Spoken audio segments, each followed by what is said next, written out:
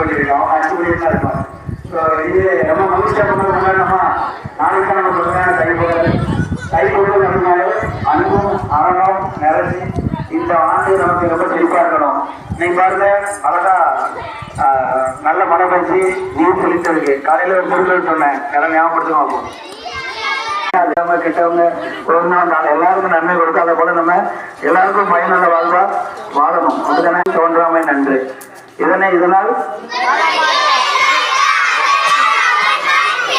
நம்ம பக்கம் எல்லா வேலையும் கொடுக்கணும். அந்த அளவுக்கு திறமையான ஆட்கள் நம்ம மாறணும். இப்பவே நம்ம பார்த்துருப்போம், ஒவ்வொரு டான்ஸா இருக்கட்டும், ஸ்பீச்சா இருக்கட்டும், யாரும் குறைஞ்சவங்களா இல்லை.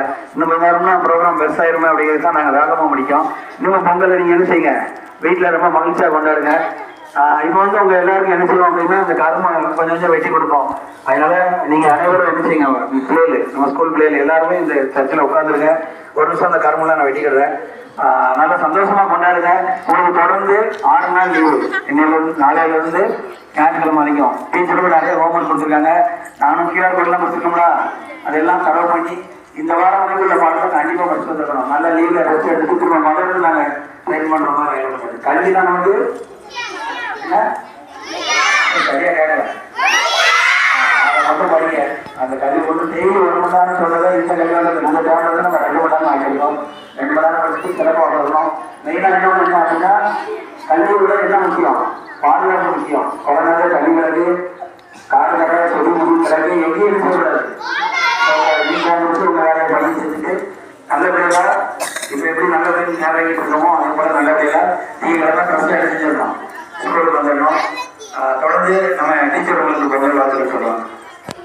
இனிய தை திருநாள் நல்வாழ்த்துக்கள். பொங்கல் ஏன் கொண்டாடுறோம்?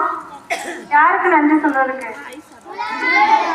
ரொம்ப கஷ்டப்பட்டு நம்ம சாப்பிடுற சாப்பாடு, காய்கறி எல்லாம் விளைவிக்கிற நம்ம விவசாயிகளுக்கு நன்றி சொல்றோம். அப்படித்தானே? அவங்க விளைவிச்ச புது அரிசியில நம்ம பொங்கலிட்டு மகிழ்ச்சியா நாளைக்கு கொண்டாடுறோம். சரியா? அனைவருக்கும் திரும்பவும் இனிய பொங்கல் நல்வாழ்த்துக்கள். காலையில இருந்து எங்க கூட நின்று உதவி செஞ்ச அனைத்து அக்காமார்களுக்கும், மாணவர்களாகிய உங்களுக்கும், தலைமையாசிரியர் அவர்களுக்கும் மிகவும் நன்றி. மீண்டும் ஒருமுறை அனைவருக்கும் இனிய தை திருநாள் நல்வாழ்த்துக்கள். எல்லாரோட குறிப்பிட்டு சொல்லணும் அப்படின்னா நம்ம இப்போ லைப்ரரி பார்த்துட்டு இருக்கிற ஸ்ரீவிலாண்ட இந்த விழா இவ்வளோ சிறப்பு இருக்க காரணம் இவ்வளோ டான்ஸு இவ்வளோ எல்லாம் ஒருங்கிணைச்சு. ஏன்னா எங்களுக்கு தேர்வு எல்லாம் நிறைய வேலை இருந்துச்சு. மெயின் டைம் சொல்லணும் அப்படின்னா